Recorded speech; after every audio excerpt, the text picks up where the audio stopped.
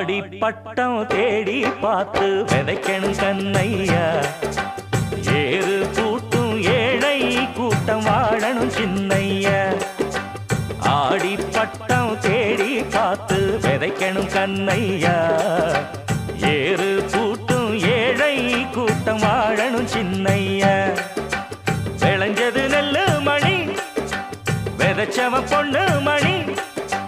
வித போடணும் போடணும் போடணும் உலகே பசியாரணும் ஆறணும். ஆடிப்பட்டம்